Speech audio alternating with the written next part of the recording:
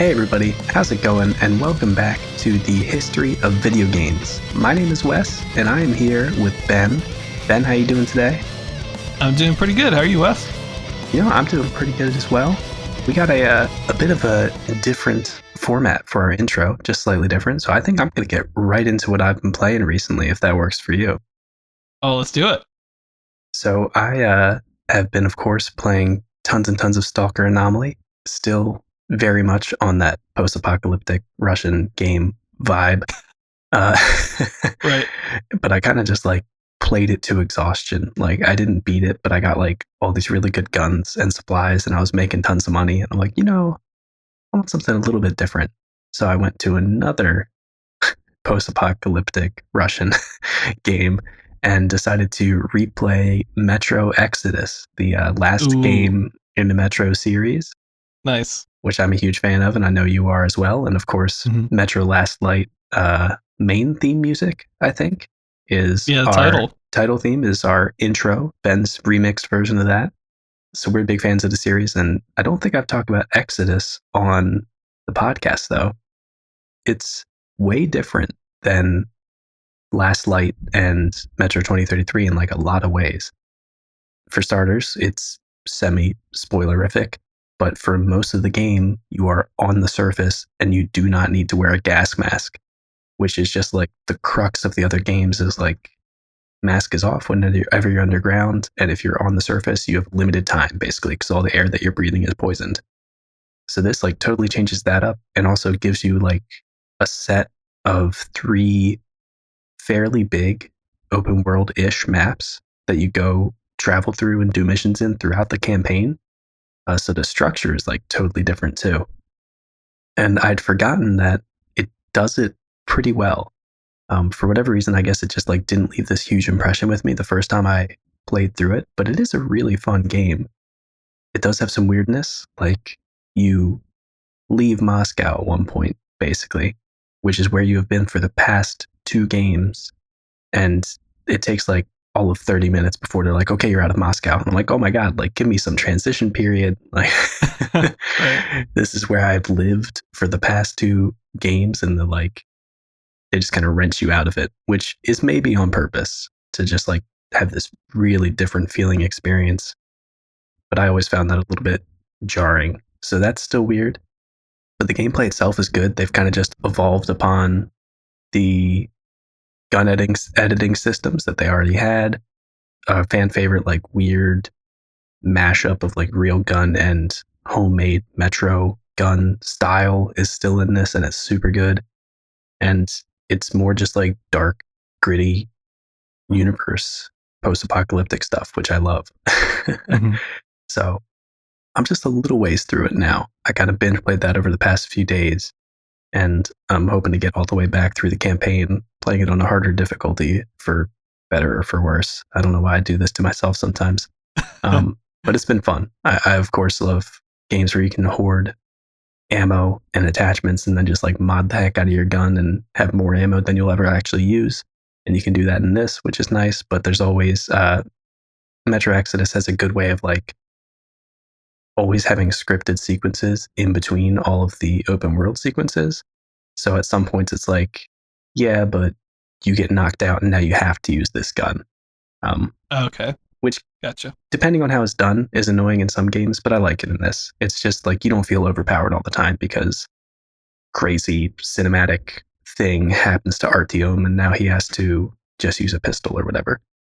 Right. And it's nice because it makes it so you actually use most of the guns instead of just sticking with the best gun all the time. But yeah, it's real good. I'll probably report back on it once I finish it. My final thoughts on Exodus after playing through it a second time, but I'm loving it so far. Yeah.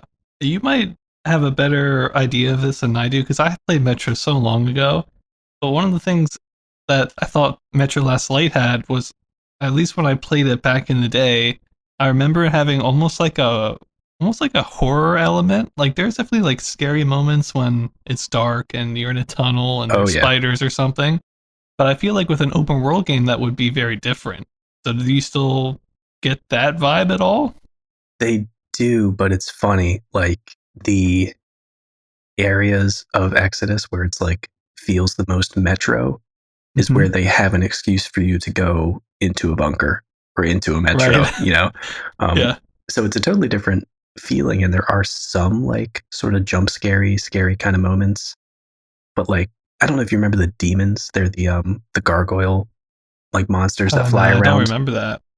They're mainly in scripted sequences in the first game, and I think in the second one.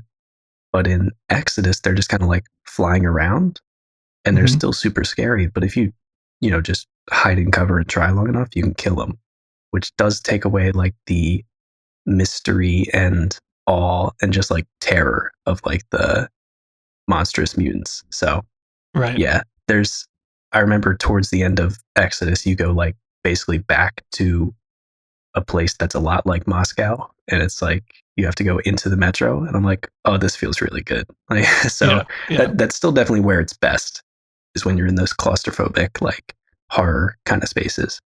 Yeah, that's one of the things I loved about it the most. Yeah, for sure. And if you haven't played the first game, Ben, the librarians in that, as they are called, absolutely terrifying. The spiders scare the crap out of me, but the librarians are way worse. I need to play the first game. I haven't played it, and I need to pick up the remaster for sure. Yeah, definitely worth playing. But yeah, I love Last Light. It was so good.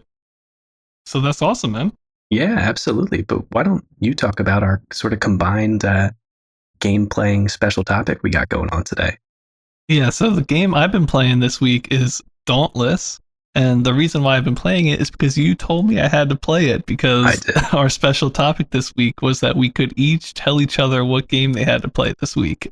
Yes, yeah. So, and it could be anything. So Wes told me to play Dauntless, which is like a Monster Hunter type game. Mm-hmm. And I feel like I've played Monster Hunter type games before, but it's been a very long time. So let me just dive into that. Like, my overall impressions of it are pretty good. Like, I find myself kind of wanting to go back and play it even now, even though like I don't need to. So that's probably pretty good. And I think the main reason of that is because of some of their like back end systems, like the progression system and like, kind of talent tree thing. I think is really cool. It's just like totally up my wheelhouse, right? So I love that. They have like a transmog system that's really cool as well. Yes. So like those to me are like dying to be like put hours in. And there's also like an achievement kind of system thing where it's like, here's a boss, kill it 10 times with a sword or whatever, and you have these kind of achievement goals to do as well. And all of that kind of like back end stuff, I'm a huge fan of, and I love it. Also, surprisingly, I think the graphics are pretty good. Like, it's kind of got that like Fortnite kind of style that I don't really like, or like mobile gamey style, but I think they actually do it pretty well here. Certainly the weapons I think are really cool, and even the armor. I think the monsters could be more varied, but they're mainly like big dinosaurs or something. But that's okay. So all in all, I think the game looks good. It runs really good. On my potato computer, it's like max settings, and I have had no frame rate drops. Oh, nice. Which is crazy, yeah. So all that combined, I really like. The thing I don't really like is the combat, which is like the core gameplay. Right. That, and also the multiplayer, because I don't understand why this game has multiplayer at all. Like, you don't interact with anybody. There's no like tank, healer, DPS thing. It's just like a free-for-all. And I feel like some of the monsters, they're really meant so that all 5 people are attacking them at the same time. But a lot of the times, like 2 people will go one way and 3 people another, and it just takes forever. Yeah. So I don't know. I don't like, it just seems like you could have replaced the people in the game with just NPCs and nobody would know. And that's probably not a good indicator of like a multiplayer game.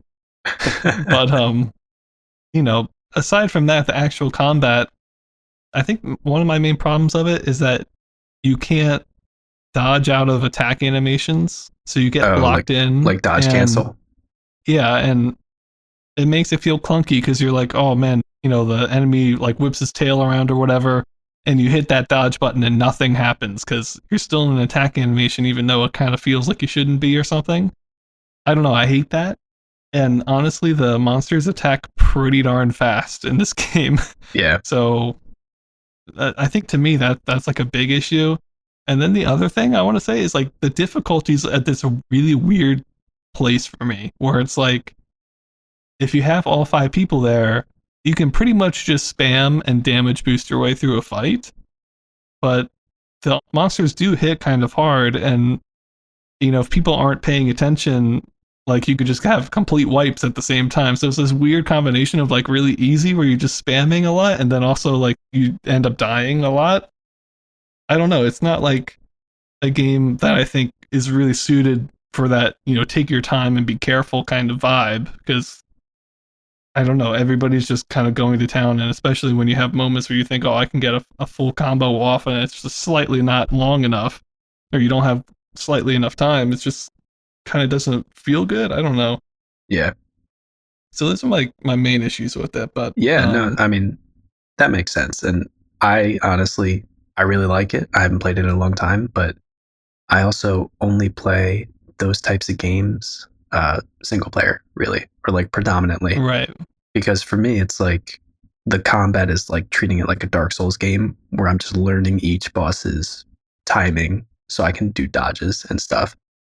So I guess since I play a lot of those games, Dark Souls, I don't think really, unless it's only for a certain weapon, I don't think Dark Souls usually has dodge canceling out of attacks either. Right, but I feel like, see, I would prefer a single player Dark Souls game to this though, because at least with Dark Souls, like you could die at any moment from anything, and then you gotta be careful and take your time. On this game, if you be careful and take your time, the fight literally takes like 10 minutes. Like it takes forever. Right. And you're like, oh man, I could get one more hit in, and I don't know. I feel like with Dark Souls, generally the people you're fighting don't take that many hits to kill, right? So I don't know. Like it's not a problem if the fight takes a little longer, because it's not going to take too long even if you take your time. Whereas in this game, it's like a boss. Like every single fight is a mini boss, so they all take forever. I don't know. I feel like I like the type of game, even though on the scale between like Dynasty Warriors, where you're killing like 100 people in one hit, compared to like a game like this where it's just one mini boss after mini boss, I probably would enjoy the Dynasty Warriors kind a lot better, just because it makes me feel powerful.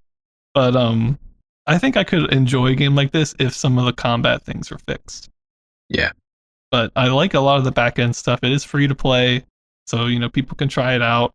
It does have like loot box things that I'm a little concerned about, but it's a free to play game, so I guess I can get away with it.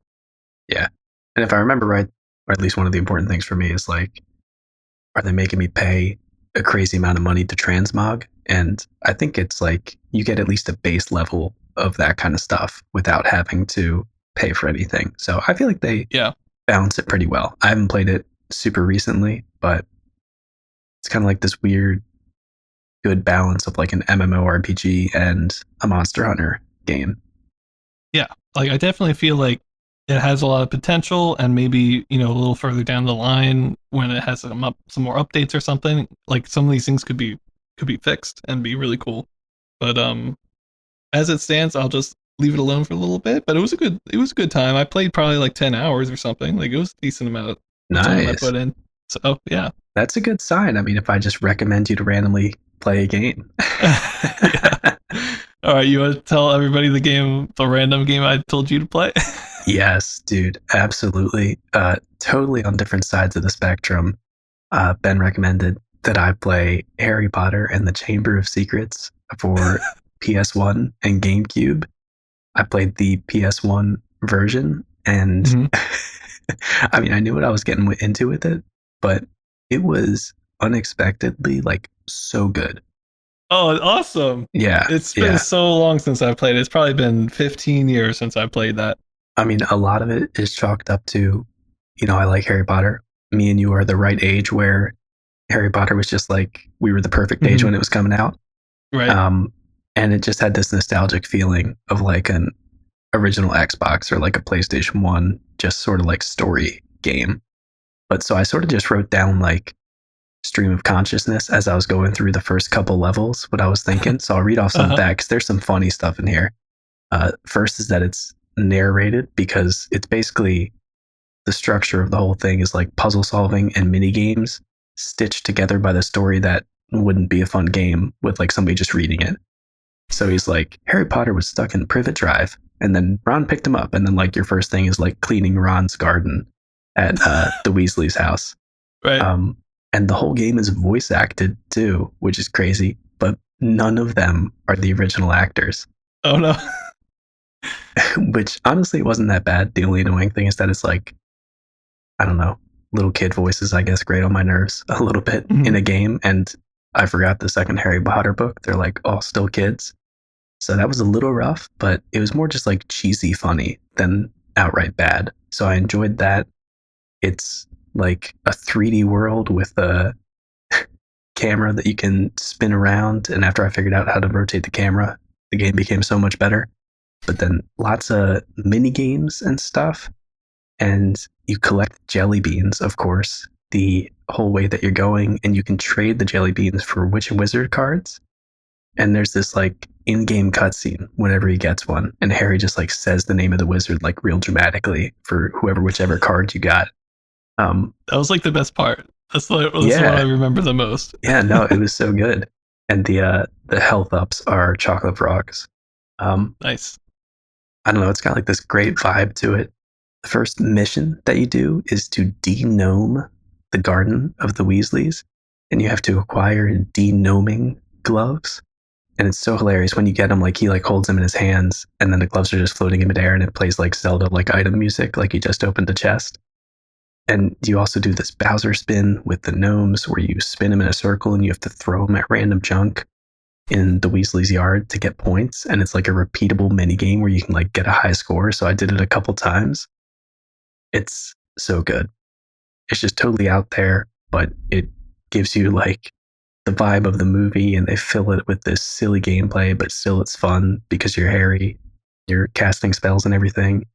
The first like boss with a health bar that you fight is a possessed washing machine. But then there actually was a Whomping Willow boss fight. So I was like, okay, at least they got the main ones in here. They just had to put some filler. But I was really surprised by like how legitimately fun it is. Honestly, I thought it was going to be pretty bad. It's not the Harry Potter game I remembered where you like track the cursor across the screen to do spells. This is actually like I don't know what you call it. I guess an RPG. Like you have like lock-ons, so you can lock onto your enemy and cast spells at him and stuff. And there's dueling. It's all over the place, honestly, but it's real good because it's just, I don't know, it hits at that perfect time. You know, like when we were kids playing and reading Harry Potter stuff. Yeah, I'm trying to think, remember back. I remember it being one of those games similar to the game Bully, which I almost gave you, where like going to class was like fun. It was like a mission. Like I remember, I don't know if you'd had any of those in there, but I think maybe Defense Against the Dark Arts or something was like a game, and I was like, oh, I can't wait to go to Defense Against the Dark Arts class. Yeah, I think it is. I didn't get to that point yet though, because it took me like an hour to actually get to Hogwarts, which is a little frustrating. There's like a racing mini game where you're driving the flying car in front of the in front of the train. So I didn't get to it yet, but I did save a save state in the emulator, so I can go back and play it. I wanted to make sure the saves actually worked. Nice. So yeah, I gotta say, because I'm sure all the classes are like that. Potion making, like you can probably do some type of mini game there too. Yeah, I think I remember that as well. So yeah, and it's weird too. I was trying to remember which one it was, and if you look at like the first Harry Potter game, The Sorcerer and the Stone, it looks way worse than this game. And the next game looks really different too. It's like this own unique little exploration type of game, which is totally my jam. Interesting. Also, I feel like I played a Toy Story game that was similar to this as well. That was like an exploration kind of game. I believe it. Yeah. I don't remember that, but they made a ton of those, I feel like. Yeah, I always really liked them. And they just don't make licensed games anymore. It's sad. Yeah. Not in that same sort of kitschy kind of way, Yeah. All right, cool. I'm glad you liked it. Yeah. We both had a good time with the games that we recommended each other. That's perfect. Yeah, definitely. But to do this again sometime. Oh, yeah, for sure. All right, but I think with that, why don't we take a small break and head into the timeline?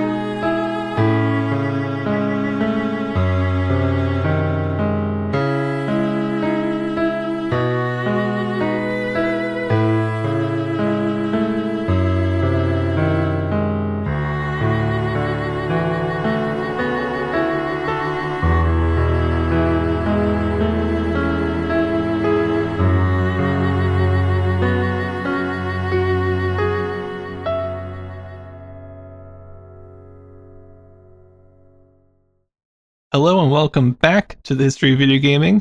Let's jump into some games. We have a lot of games to show you guys today. So many that Wes and I are only going to review one, because a lot of these, like, they're cool. They have some interesting things, but they're not like worth a full review probably. Yeah. That being said, the very first one of today's episode is the one that I reviewed. So Hey. this is it for me today. I can do this and then just sit back. So my first one I did is called Deadeye, and it's by the one and only Meadows Games, which, man, whenever I see Meadows Games, you know I'm pretty excited about that. Oh, yeah. One of my favorite companies. They always do weird, off-the-wall stuff. This is definitely one of those games as well. It came out in October of 78, and at the core of this game, it's a juggling game. So you're like a cowboy guy with a little pistol, in his pocket, and he flips a coin up into the air, and then you have to shoot the coin, and whenever you shoot it, it gives it some kind of like upwards momentum, and then it'll start to fall back down again, and you have to keep shooting it in the air before it hits the ground. And that's like the core of the game. So it's kind of like a juggling game, and it's a kind of cool concept one at that. Like, as far as like the theming of it goes, I kind of really like it. It's called Deadeye. It's got that Western feel, and I could just see like this being an actual thing that like cowboys did. They would like throw a penny up in the air and try to shoot it or something.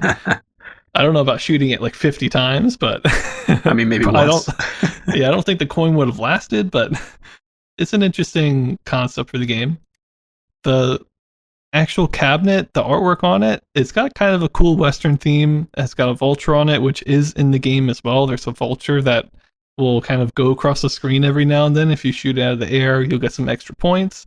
There's also a bird in the game that's there all the time as like a bonus objective kind of thing that you can try to go for. It's pretty small and hard to hit, but as I'll tell you guys later, the coin can stay up in the air for a long time by itself. So you can actually kind of go out of your way and try to get a bird, which is good that there's always a bonus on the screen at any time that you can go for, I think. But that's on the side of the artwork of the cabinet.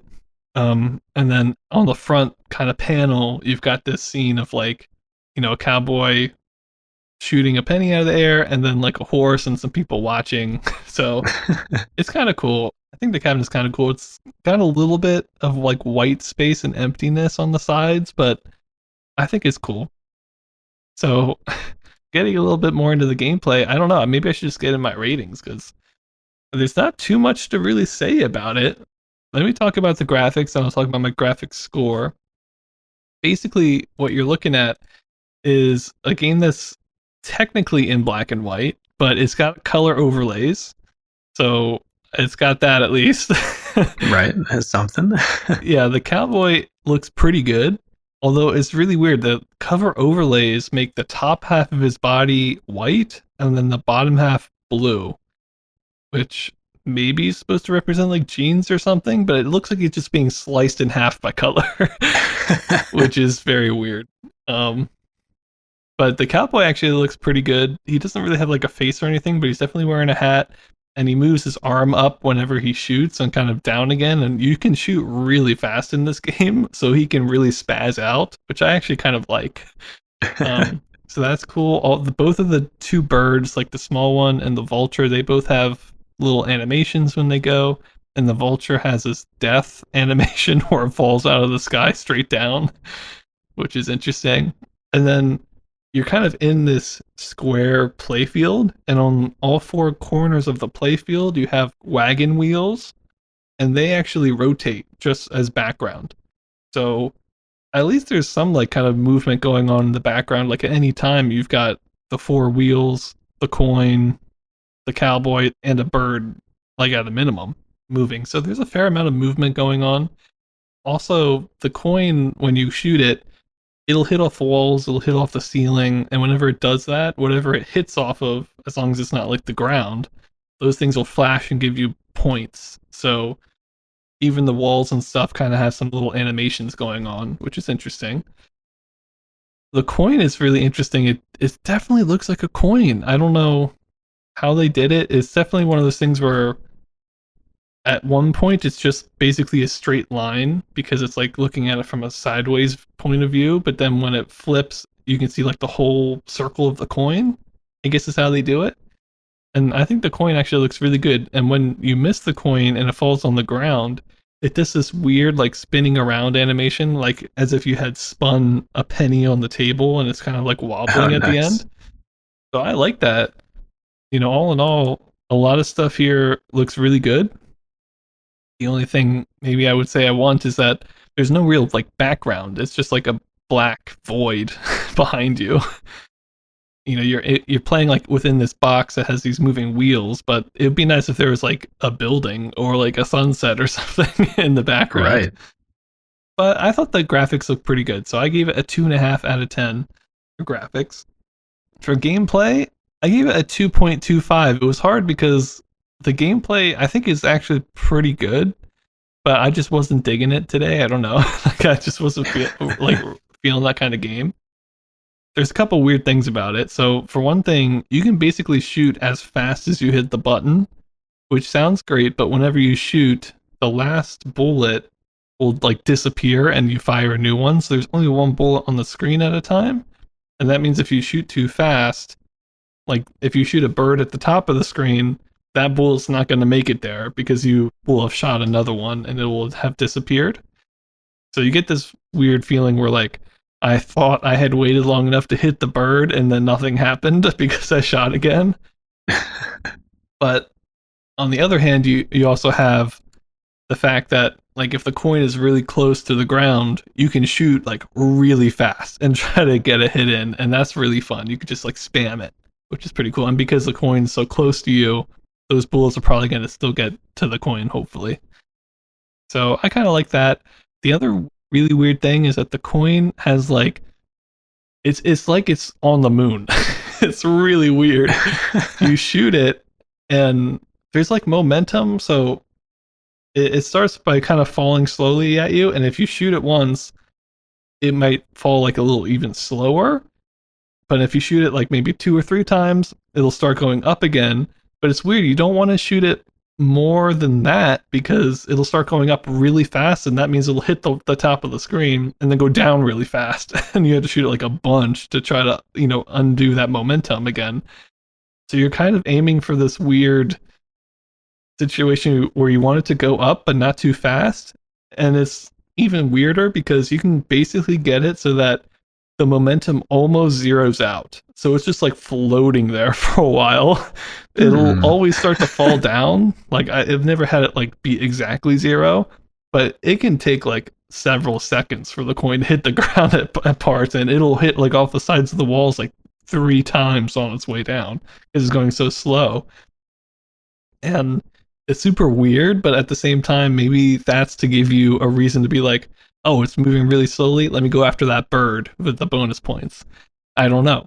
But it is super strange, or the coin is almost like not even falling. And it's weird too because you don't want to shoot it, because if you do, it'll gain momentum upwards, which sounds good, but then it'll hit the top, come back down at you kind of fast. So it's a very strange little mechanic.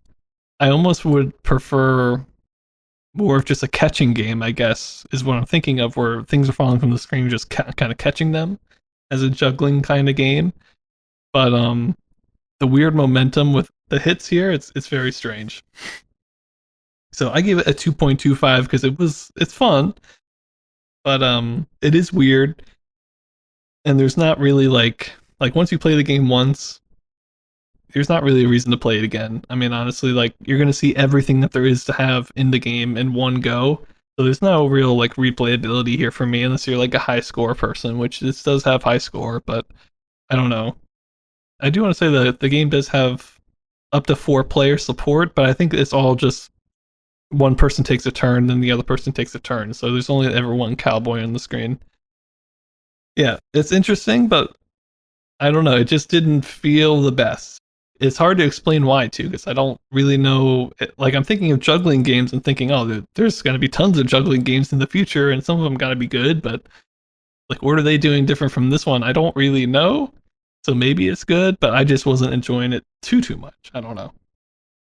All right, let's talk about sound. On the game's flyer, it specifically stated that there's 14 unique sound effects, which is a crazy amount, and that's the reason you should buy this cabinet. But I did not hear 14 sounds. I heard like 5, maybe. Like you got the gun sound, you got the coin when it gets hit, and when it hits off walls.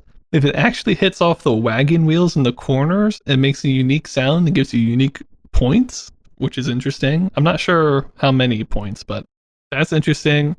And when you hit the bird, when you hit the vulture, they all make unique sounds, and the vulture dying noise is super weird and doesn't sound like a vulture at all. It sounds like a dive bomber airplane coming down. So some of the sounds really don't make sense. Most of them kind of remind me of like slot machine kind of sounds, other than the shooting of the gun, which is like a gunshot sound. But most other stuff, it's like these high-pitched dings that you would maybe associate with like coins or getting a high score or something. I will say though, you do have some music in this game. You've got a little tune at the beginning, which I've got no clue what it is, and that one sounds pretty bad. But then you have a tune at the end, which is actually quite long, quite complicated. It's just a single line, just like we've always heard, but I quite like the one at the end, and it even kind of like the song goes even through to like the splash screen again, and it'll keep going, which might be the first game that's ever done that. I don't know why, it just made the game feel like I wanted to put another quarter in because the music was still going from my last game, and it gave me the chance to like start a new one again. Right, yeah. I don't know why it feels so correct. Like, it's so weird that hasn't happened yet, but I really like that, and that song at the end is quite good. So that gave it, a boost for that. But I gave sound 2.75 because of all those factors. It's pretty decent sound.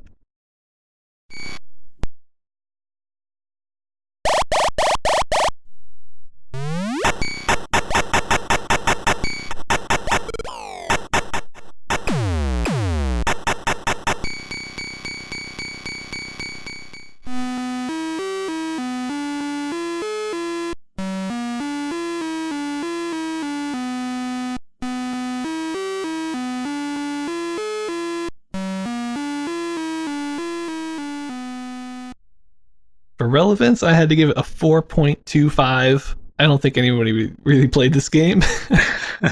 I mean, I couldn't find like a real cabinet of it on the internet anywhere other than the flyer. So it is in MAME for emulation, but I don't think this one sold that well, and I don't think anybody really knows about it.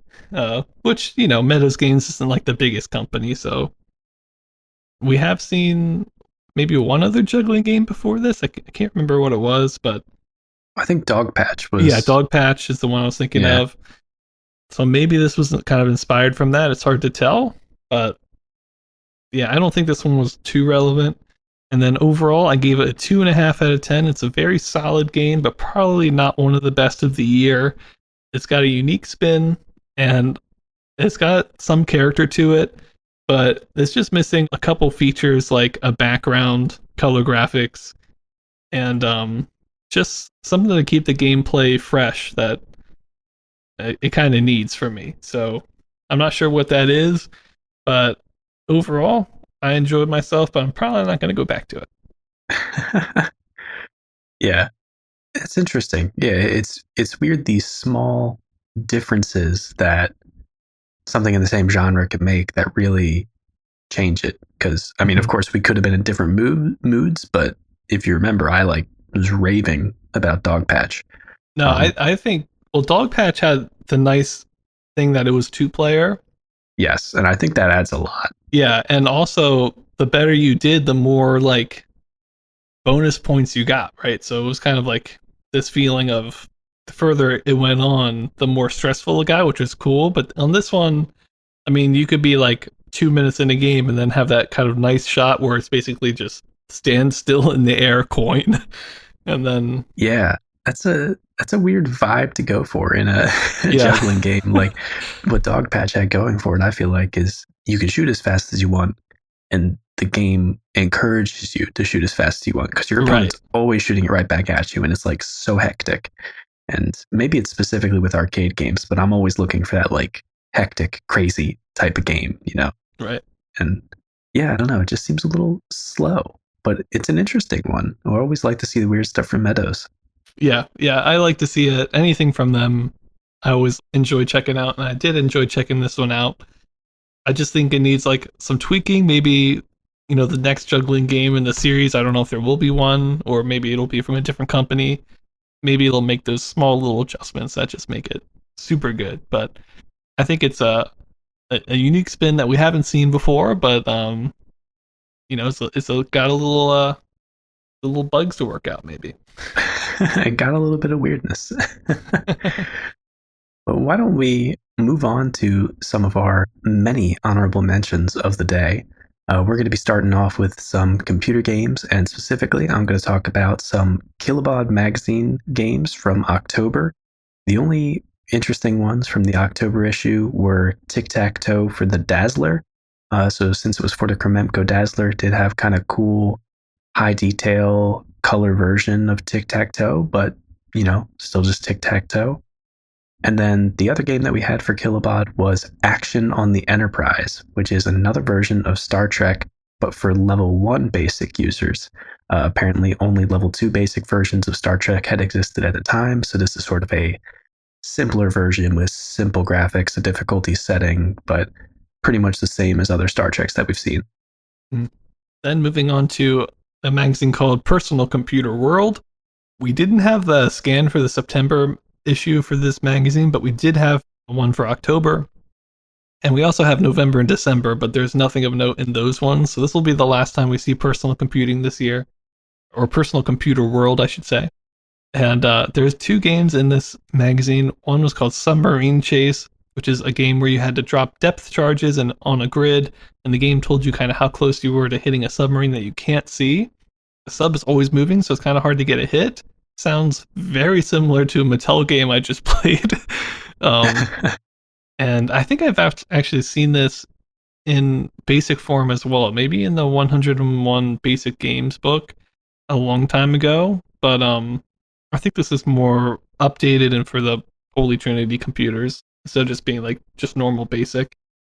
So it's okay, but the main one I wanted to talk about was Minotaur, which is a game where you had to move men, which I think are just the letter M's, around on a grid so that they surround a Minotaur. And the Minotaur also moves each turn, and if it encounters a man by itself, it'll eat that man, and you've got 7 men, so you can't like lose too many because you need to get 4 of them to surround the Minotaur so it can't move, and then you win the game. Like you have to move them, but then I don't know, you have to surround it from all sides, kind of coming together at the same time, or else the Minotaur is going to get to one first and eat it. So seems kind of like a random game. I'm not quite sure how you would ensure that you do that correctly. Because I'm sure when it comes to that last move, if the Minotaur moves into one of your men before everybody surrounds it, then it's just like, that's not good. So yeah. But I thought it was an interesting game. Yeah, interesting theming. It's almost like a mix of like a chase game and a hunt the wumpus type game. Right, so right. People getting creative with those basic games, or probably basic games. I think so. And then next up, we just wanted to revisit the game Get Away, because we had mentioned this before in September of this year, but we found a new YouTube video which showed some of the gameplay and some of the stuff that we knew happened in it, like the cars when you're racing in this game getting partially destroyed and on fire, but now we could actually see them. So I watched through the video. It wasn't enough that it was really worth going through and rating the game because the gameplay is still like a pretty simplistic speed race kind of game, but the car models look really good. There's like dragsters and race cars. Flames come out of the tires when you hit the side of the track. Your car is like half exploded whenever you crash into another car, and it's on fire for a little bit. And then there's also this nice like two-frame alternating fire explosion sort of animation when you die, and everything's in color too. So the graphics are really the key point of this game, and now that we got to look at them, we just wanted to say, hey, we can confirm it did have some pretty good looking graphics. Yeah, and you should be able to find that video on YouTube somewhere. If not, check our website. It's not up yet, but it might be up by the time that you listen to this. So, all right, moving on. Going back to some computer games. We've got the Soft Side magazine October issue. This is actually the first issue of this new magazine, Soft Side, that we're going to be seeing. It's purely TRS-80 games. That's all they do. But they have some pretty cool stuff in here. In the first issue, they had Cribbage, which is just like the game Cribbage, which actually seems like it's a very complicated game. I don't know how to play it, but it's a card game. I think the real game uses like a board that you have to move pegs around on. So I'm not quite sure how they did that in this, but I think it was all text-based. So that was like half of the issue was just the code for that game. But then you had a game called Pillbox, which was just an angle guessing game where you lob shots in, and where you had to lob the shots were like boxes that spawned randomly on a grid. So I don't know. It's okay, I guess. And then the last one that we had for that was Project Death Star. Kind of looked like a real-time ASCII character version of Bob Bishop's Star Wars. It used perspective, which is kind of cool, but it was all black and white. There wasn't any sound, and the ships were all just H's for the TIE fighters.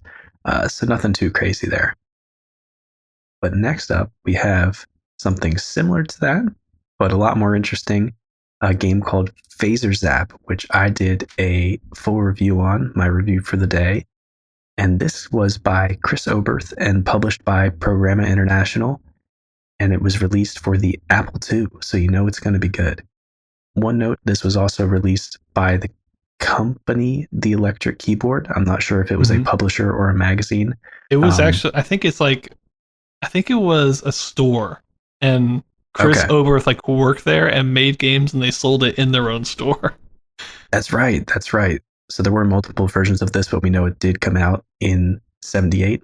And the basic gameplay for Phasor Zap is you're in the cockpit view of a spaceship, and you have to shoot ships as they fly by. Again, very similar to that Bob Bishop Star Wars style game.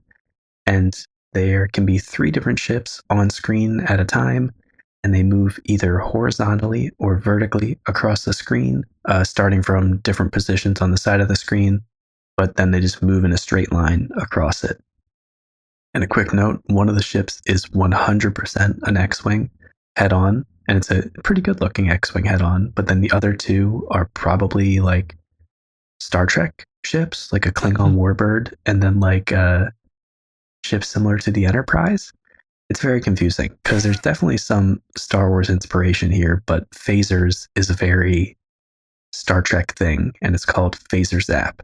So, you know, I mean, if you don't have the license for either, why not just stick them both together, right? Yeah. But where this differs from the traditional like Bob Bishop Star Wars style gameplay that we've seen is that you can actually move your cursor around the screen to aim and shoot, which is great.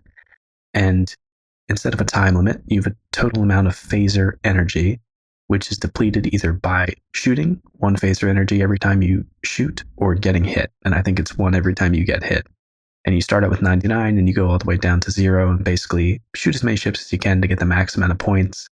And obviously you're going to get more points if you don't get hit at all because you have all the energy for shooting. But other than that, that's kind of it for the gameplay. It's pretty simple, just shooting stuff that shows up on the screen.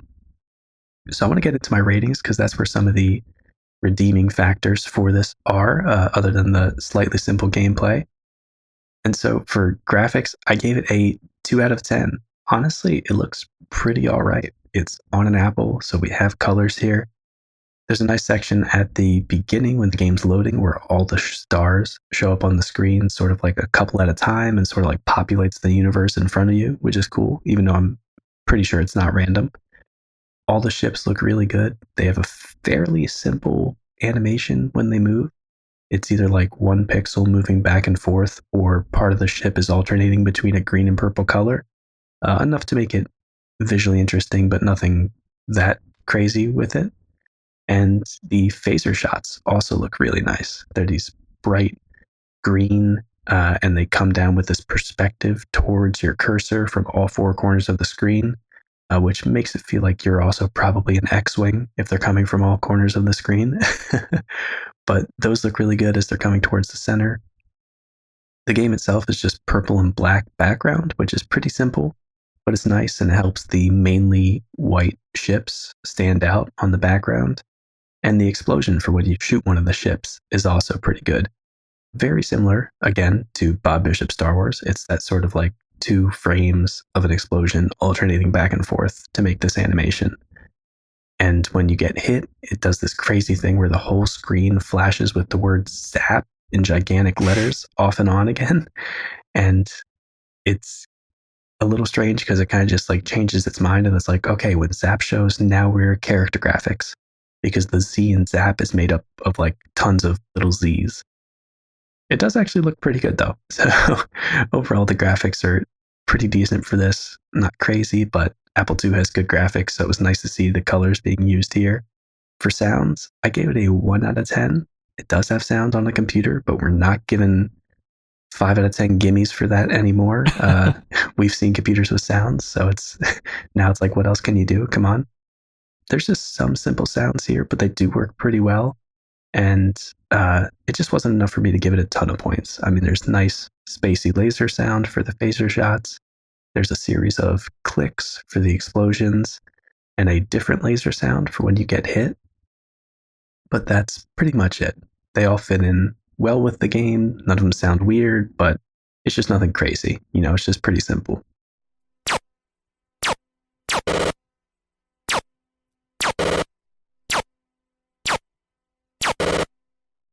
And for gameplay, I gave it a 1.5 out of 10. Same thing here. It's also pretty simple, but it is a big improvement over the just like wait and shoot gameplay from Bob Bishop Star Wars, where you literally couldn't move your target at all and you just had to wait for it to cross your crosshair. This is a huge improvement over that, but still the ships fly in straight lines across the screen. It seems like they don't shoot you until they get to like the center of the screen or something. So if you're quick about it, they'll basically never hit you. And even though you can aim, it's just there's not that much variation in the targets. So some nice improvements to gameplay, but it's not enough to really take it to the next level. It's just kind of better a little bit than the gameplay we've seen in other like similar Star Wars, Star Trek shooting type games. Yeah. How was the frame rate? Because I feel like with Bob Bishop Star Wars, it was pretty slow. Honestly, it was pretty good for this. Okay. It did have the whole thing though where like if you shot whenever the explosion was playing, everything else on the screen froze, you know, because the computer had to like focus on showing the explosion or whatever it is. So the ships weren't moving like after you shot something. Everything froze for a little bit. So in general, it moved kind of slow too. So the frame rate might not have been good. It might have just been that it was moving slow enough that it didn't make much of a difference, you know. Okay. Like the ships just move slow. Yeah. So Gotcha. it ended up looking all right, but it could have just been because everything was slow. But then for relevance, I gave it a 4 out of 10. It's another in a long line of Star Wars, Star Trek style shooting games, but there isn't tons of info available about this one. It does seem like it's the one to have on an Apple II in 1978, but still it doesn't seem like it was incredibly popular. And it's just kind of incremental improvement. It's not like this huge leap in progress for this genre. So overall, that left me with a 1.5 out of 10. Phasor Zap looks pretty great for a computer game. It has some good ship models, but the gameplay is just super simple. Sounds are just okay. And yeah, I've said it a couple times, but it's like a nice improvement over similar games, but not a big enough improvement to make it this huge monumental thing. Mm-hmm. Okay. Yeah, that was Phasor Zap. We're going to be seeing a lot of Chris Oberth stuff, and this one is pretty good, so I'm interested to see what else he does. Yeah. The only thing I can remember from when I looked at Phasor Zap before was just like when you fire and it comes from all four corners. I loved that when I saw that. I was like, that was cool. That's like one of the best visual elements. It looks so good, even though it's so simple. All right, cool. All right, let's talk about some other Programma International games. The next one here is another Chris Oberth one called 3D Docking Mission. And this is just a weird game. I'll do my best to explain it because it is kind of cool. I think the best way to explain it is that, like, imagine you're playing some sort of split screen game, but you're like one player. So you're like playing with like the left side of the screen, and then you switch controllers and you play the right side. But now instead of like two controllers, it's just like a button press and you're going back and forth, right? So in this game, you're a spaceship, and it's kind of a split screen down the middle of the screen, and you have to switch between these two spaceships, but it's actually the same spaceship, but one of them is from like a side view and the other is like a top down view. And when you combine those views, you get like a 3D movement system. But it's not, it's like 2D split screen kind of. It's very, very weird, but it's interesting. It's really just like a dodge the asteroid, kind of like Frogger, but nothing's moving on the screen except the spaceship, and you just have to kind of switch between the two views. And both are on the screen at all times, so it's not like a camera switch or something, but you have to switch between the two ships and just kind of dodge out of the way for both of them, or else you crash. And you basically just have to dock in a like station at the end of the screen, and then you win. But you have to dock with like both views correctly at the same time, otherwise one of them will hit in one of the like XYZ directions. So it's a very strange game, but it is on Apple II. It has some color, and it is unique for sure, but it didn't really sound very fun, so we're not going to review it. I mean, it goes to show that I have watched videos of this game a couple times, and every single time I was under the impression it was a two-player racing game. Yeah, exactly. Because that's what the two views look like. But now that you say that, it makes total sense. It's very strange, but definitely interesting. One thing that's really weird is you're dodging asteroids in the two views, but I really can't picture in my head how asteroids would be coming at you from the two views at all. Yeah, it's like you're going through like rings of asteroids or something. Like it doesn't make a lot of sense. Yeah, I'm not really sure, but in any case, go check out a video of it. It is on YouTube, but that's an interesting one for sure. And then keeping it up with the weird Programma International games, we have Fly Swatter, which again is sort of in the vein of you have crosshair and something flying across the screen and you have to get rid of it. Except in this one, it's a fly swatter that you're controlling and you're trying to swat a fly, obviously. And one of the most exciting parts about this is that it has this crazy like tutorial sequence where it's like, this is what a fly looks like. And it shows you a dot. And it says, this is what it looks like up close. And it just shows you this giant face of a fly that looks pretty good. I mean, they made it giant, so obviously they could put some detail in it. Although it does have like human eyes, which is weird. Like it just has like one dot in the center of its eyes and it like looks back and forth. and then it shows you how fly flies across the screen, which is very erratic and looks like an actual fly flying. So I'll say they do that pretty well. But then that's basically it. You just have to chase it around and swat it. So really the tutorial is kind of the best part about it. Right. How long until we get that? Isn't there a fly swatting game on like computers in like 2000 or something? There's got to be like a Windows 98 one or something. I feel like I know what you're talking about. Yeah. I need to play that again. I feel like I played that in computer lab in like middle school. That sounds about right. All right, we got a couple more Programma ones here. All of them that we really didn't have any info for. They were called Galactic Battle, Jump Out and Shooting Stars, King, and Match Wits. So Programma is actually a pretty big computer games company. They come out with probably some of like the most number of games next year and probably this year as well, but they're usually a little simple. So Phasor Zap was probably one of the more complicated ones that they did this year. And next up, we're going to take a look at the Apple Software Bank catalog games.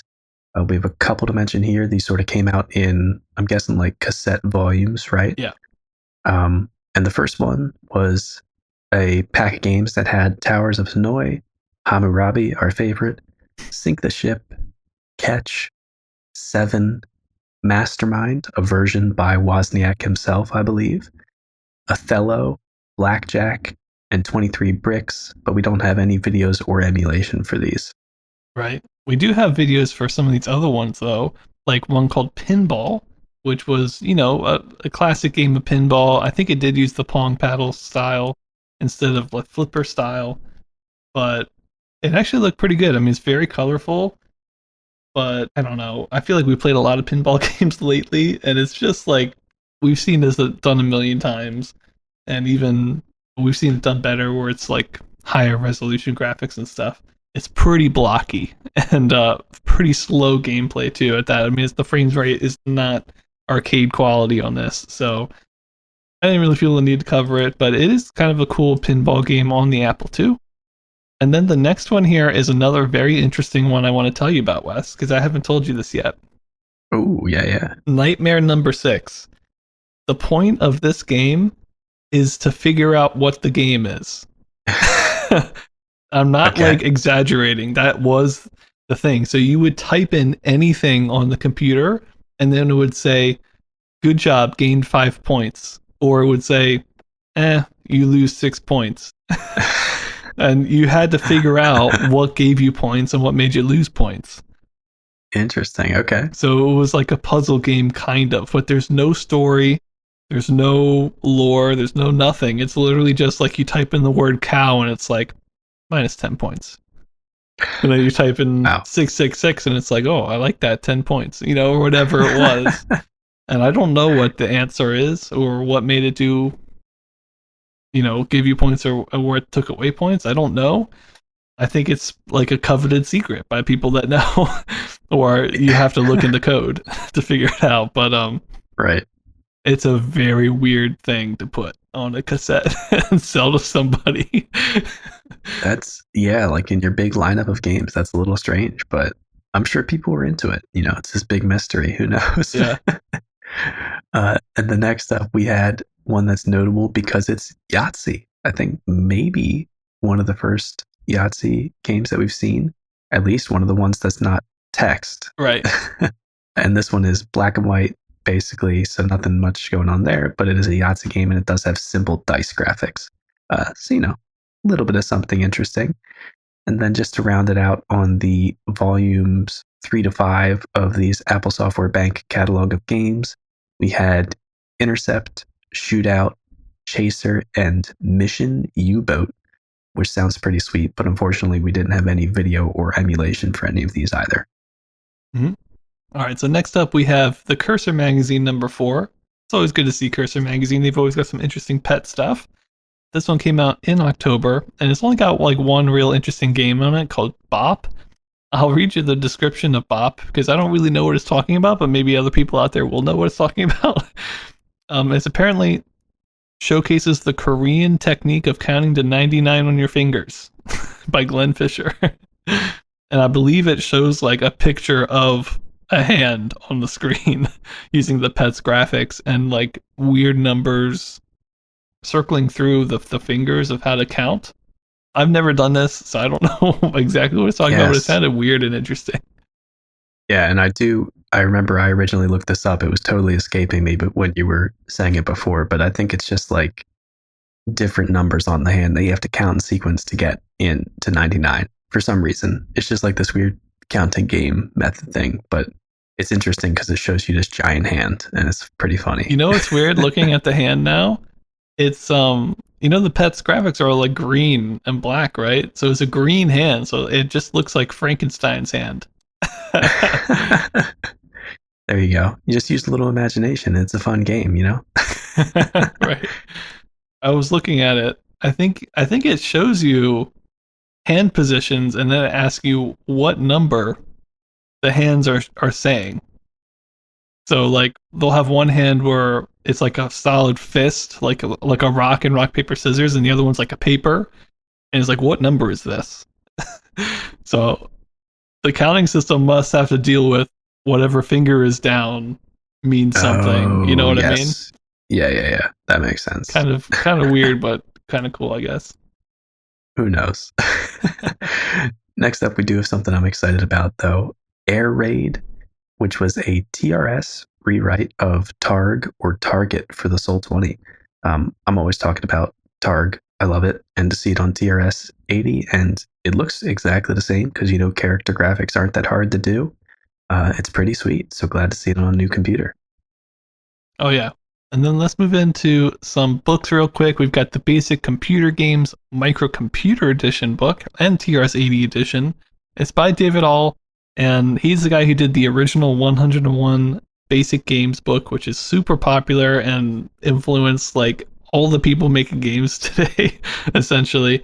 So he's back with kind of this follow-up, and there were some new games in here. A couple of ones that stood out to me: AC Doocy, Cubic and 3D Tic-Tac-Toe, which with this book, since it's the microcomputer edition, you can actually play like on the Commodore PET, for instance.